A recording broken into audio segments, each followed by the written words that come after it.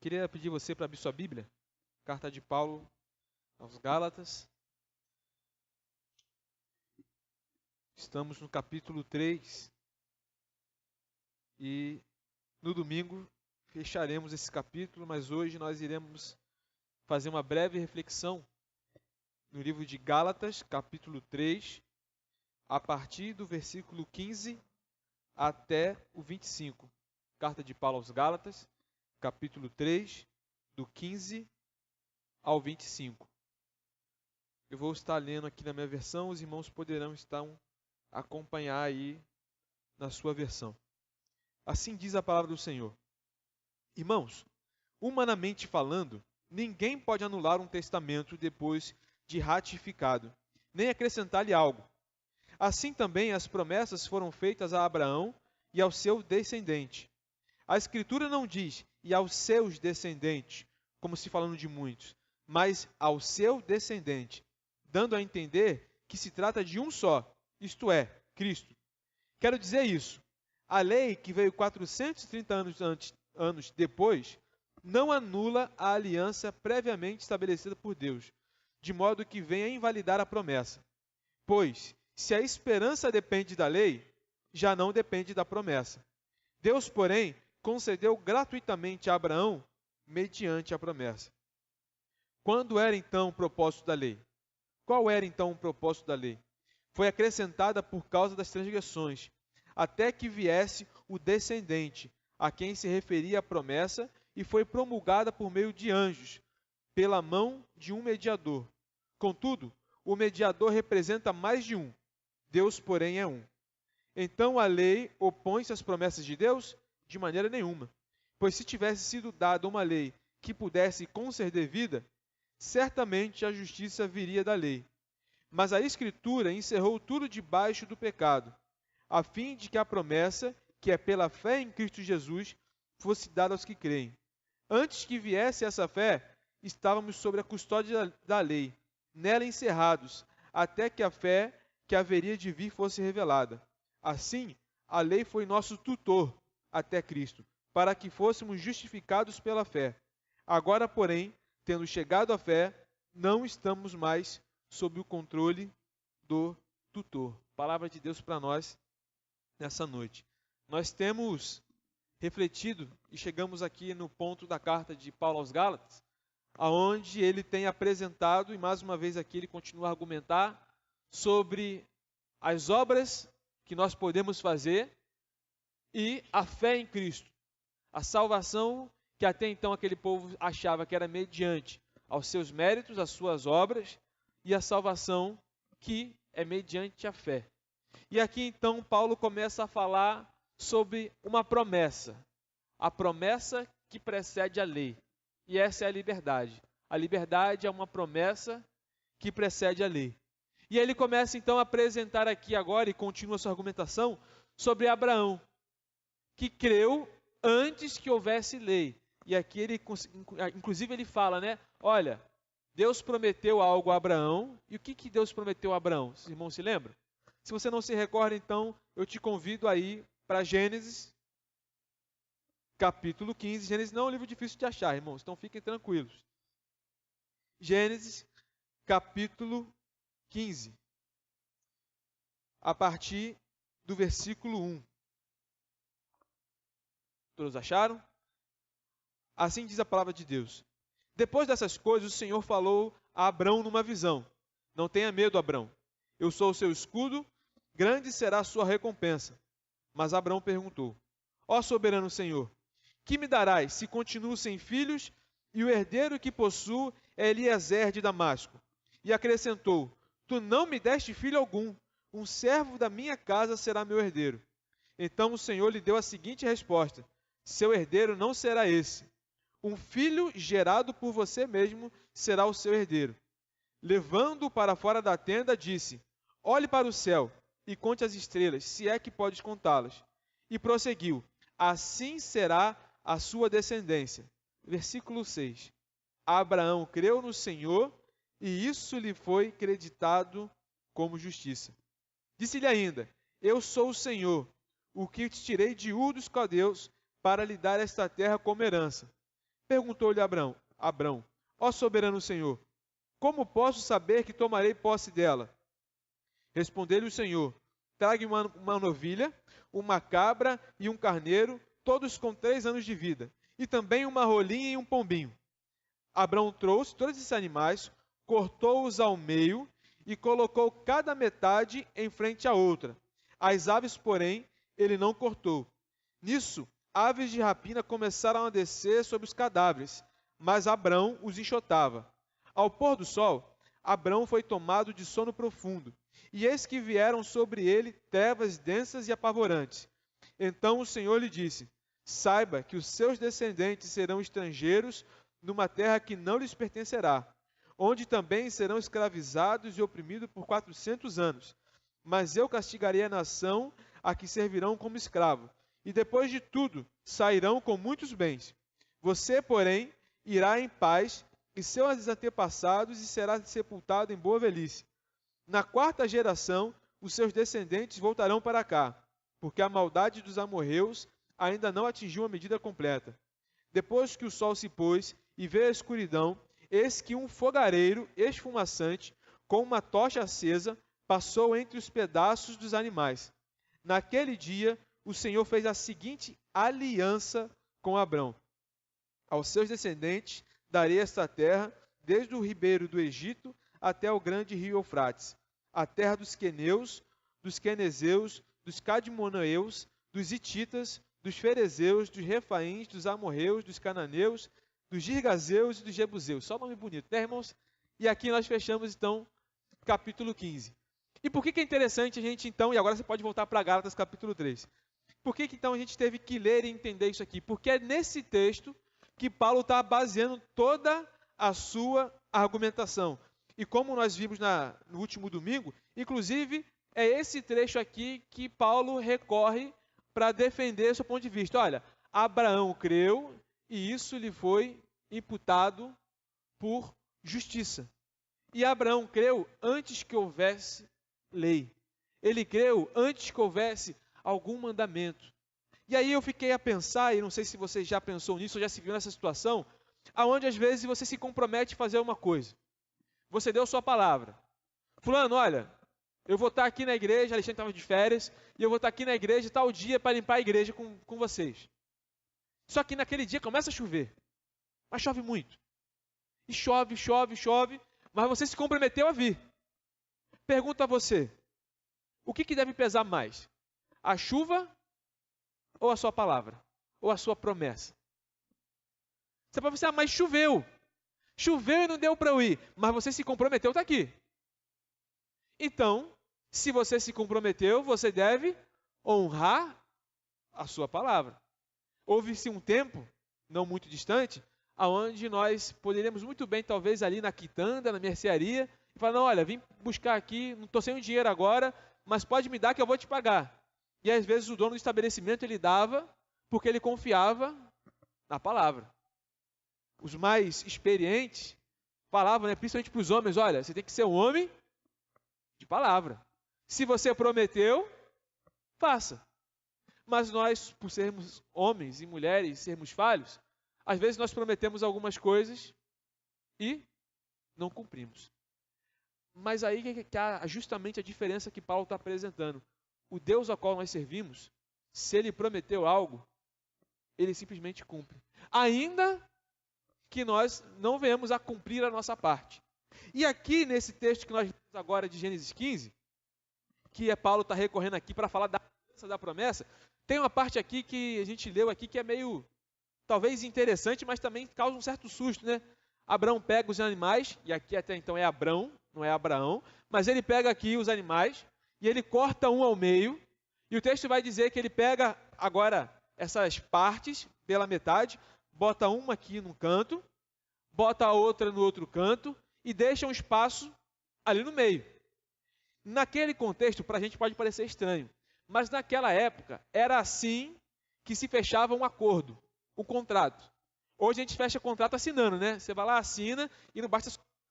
Tem que reconhecer às vezes no cartório, abrir firma. Naquela época não, fechava-se um acordo, fazia-se uma aliança desse jeito. Cortava-se o animal, o bicho, botava ali, as suas partes pela metade, deixava assim um espaço no meio, e aquelas pessoas que estavam fazendo o acordo, elas caminhavam ali dentro, uma caminhava primeiramente, depois ia outra, e isso fechava-se o acordo. E por que os animais estavam ali? Era uma forma simbólica de dizer o seguinte: olha, se eu não cumprir minha parte do trato, que aconteça comigo o que aconteceu com o animal. Que eu seja morto e que minhas partes sejam espalhadas. Né? Então é um negócio muito sério. Só que eu não sei se os irmãos perceberam, em Gênesis 15, Deus faz uma aliança com Abrão. Mas agora você entendeu que o correto seria Abrão caminhar ali no meio e depois Deus também caminhar ali no meio. Mas o texto que a gente lê, o que acontece no texto? O texto vai dizer que Abrão ele é tomado por o quê? Sono. Vem umas trevas e ele dorme. E no momento que ele dorme, o texto vai dizer, Gênesis 15 vai dizer então que vem um grande fogareiro, né? Uma coluna de fogo que passa pelo meio e consome inclusive os animais que ali estavam. A gente precisa entender, e às vezes a gente não consegue compreender, mas quando aquilo ali ocorre, Deus está dizendo o seguinte: olha, quem está fazendo a aliança sou eu. Quem vai cumprir o que está prometendo sou eu. Você nem precisa passar por aqui, você não vai passar, porque se depender de você, você não vai conseguir cumprir. Mas eu cumpro aquilo que eu prometo. Então, quando Deus faz a promessa com Abrão, ele dá a própria garantia de que ele haveria de cumprir. E ele faz isso antes que houvesse nenhum mandamento. E às vezes a gente, como acontece aqui com o povo da região da Galácia, dessas igrejas aqui, eles começaram muito bem, acreditando que era pela graça, acreditando que era independente daquilo que eles faziam, mas em um momento eles se perderam. E quantas vezes a gente se perde achando que é por aquilo que a gente faz? Quantas vezes você não se sentiu, talvez, apavorado porque você cometeu um erro? Não errei. E aí você, sem perceber, você começa a agir como se houvesse pecadinho e pecadão. Porque você não errou só naquele dia, você erra todo dia. Mas às vezes você comete um erro que aquele ali te escandaliza. Porque você acha que aquele ali é muito grave. Nossa, fiz algo muito grave. Faltei aula. Matei aula, foi um negócio muito grave.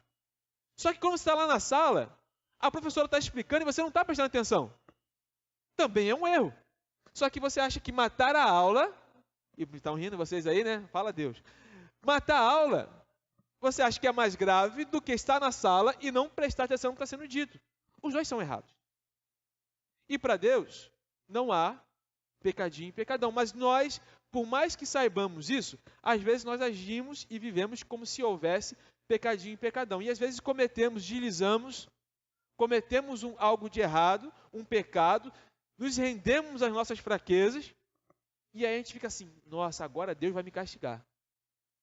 E a gente fala o seguinte: não consigo nem orar. Eu cometi um negócio que eu não consigo nem orar. Não consigo nem falar com Deus. Sem perceber, quando nós agimos assim, nós estamos anulando a graça. Nós estamos agindo como se não houvesse a graça de Deus. E como se tudo que houvesse na nossa vida fosse simplesmente a lei. E aí Paulo vai falar o seguinte: olha, a gente não está mais sob o domínio da lei, mas nós estamos sob o domínio da graça. Porque a promessa que Deus fez, Ele fez antes da lei.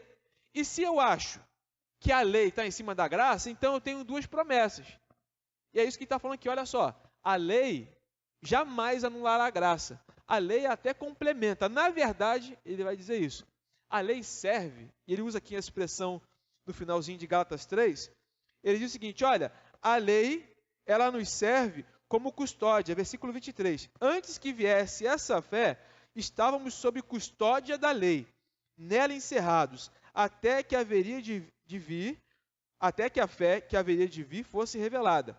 Assim, a lei foi nosso tutor até Cristo, para que fôssemos justificados pela fé. Agora, porém, tendo chegado à fé, já não estamos mais sob o controle do tutor. Em algumas versões vai estar escrito aio. E aí tem algo que é interessante. Paulo ele faz duas comparações.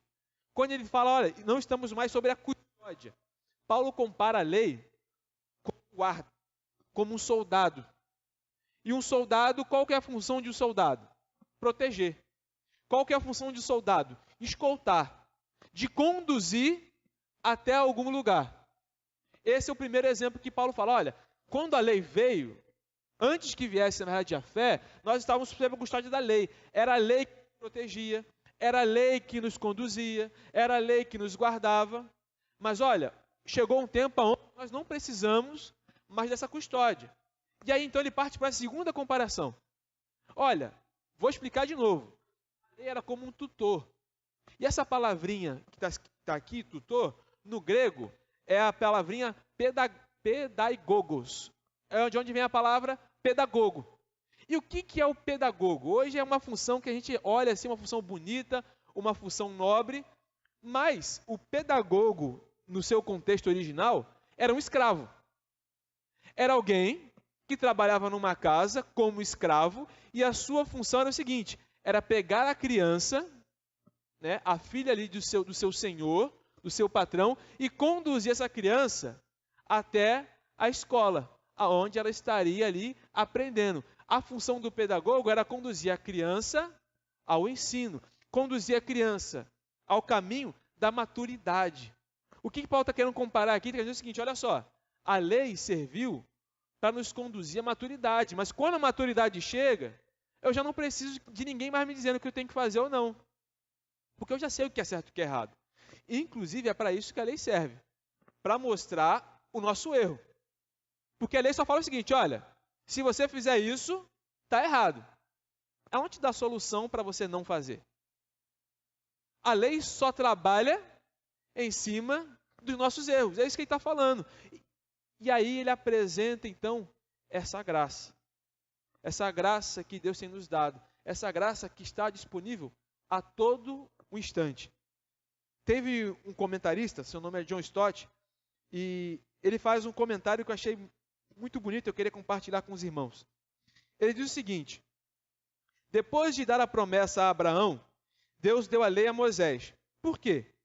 Porque tinha de piorar as coisas antes de poder melhorá-las. A lei expôs o pecado, provocou e condenou. O propósito da lei era erguer a capa de respeitabilidade do homem e revelar como ele de fato era por baixo. Pecador, rebelde, culpado, sob julgamento de Deus e impotente para se salvar. Ainda hoje, a lei deve ter permissão para cumprir a tarefa dada por Deus. Um dos grandes erros da igreja contemporânea é a tendência de amenizar o pecado e o juízo. Nunca devemos contornar a lei e ir diretamente ao evangelho. Fazer isso é contradizer o plano de Deus na história bíblica. Nenhum homem jamais soube apreciar o evangelho até que a lei fosse lhe revelada primeiro. Só contra a escuridão do céu noturno, densa com tinta, as estrelas começam a aparecer. E é só contra o fundo escuro do pecado e do juízo que o evangelho reluz. O que ele está falando aqui é o seguinte, olha, se nós queremos entender a graça, e aí tanto a graça dada por Deus, mas a graça também no sentido de alegria, que é o evangelho, nós precisamos entender quem é a lei. Ou o que é a lei e para que ela serve. A lei serve para mostrar para a gente que a gente é impotente. Que por nós nada podemos fazer. E que se tentarmos fazermos pelas nossas forças, nós só vamos perder tempo e energia. Porque quem faz e quem fez tudo é Deus. E que apesar de nós não termos capacidade para cumprir aquilo que às vezes nós prometemos, ainda assim Deus é fiel. Não a nós, mas a sua palavra. E é isso que deve nos confortar. A promessa de Deus precede a lei. Deus prometeu nos salvar não porque nós éramos bons, mas porque Ele nos ama. Porque Deus amou o mundo de tal maneira que deu o seu Filho unigênito para que todo aquele que nele crê não pereça, mas tenha vida eterna. Não diz assim, porque Deus amou o mundo porque teve uma esperança que o homem não ia errar mais. É isso que o texto diz? Não. Deus amou o mundo porque Ele amou. E é no seu amor que se baseia toda a nossa salvação. Pergunto para você nessa noite. O que você está tentando fazer com as suas próprias forças? Quais são, às vezes, as dificuldades que você está enfrentando porque você está ainda achando que é através das suas próprias atitudes que você vai conseguir fazer algo. Ou, qual é aquele erro que você, ao cometer, se acha tão indigno do perdão de Deus sem perceber que Deus age pela graça? Ou ainda, será que às vezes você não se torna um fariseu, um escriba, quando você cobra dos outros que cumpram uma lei que nós sabemos que jamais iremos cumprir? Ou que jamais conseguiremos cumprir toda? É interessante que se nós pararmos, e se você for estudar a carta de Paulo aos Romanos, eu tenho lido a carta de Paulo aos Romanos nessa semana, lá ele vai tratar isso aqui ainda com muito mais detalhes. Porque ele vai falar justamente sobre isso. Olha, ninguém consegue cumprir a lei, não. Esquece esse papo. Porque aquilo que você quer fazer, de bom, olha, você não faz. E aquilo de ruim que você não quer, isso você faz. Mas olha, fica tranquilo. Fica tranquilo porque há um perdão. E aqui, o fato de nós não cumprirmos ou não termos capacidade para cumprir a lei, não é, de forma alguma, irmãos, aqui um aval para nós pecarmos e fazermos tudo o que nós pensarmos. Porque Deus nos chama para a liberdade, não para a libertinagem. Mas eu quero te perguntar, será que você está desfrutando da verdadeira liberdade que Deus te dá? Quantas coisas na sua vida você ainda não consegue compreender porque você não tem desfrutado dessa liberdade que Deus tem te dado?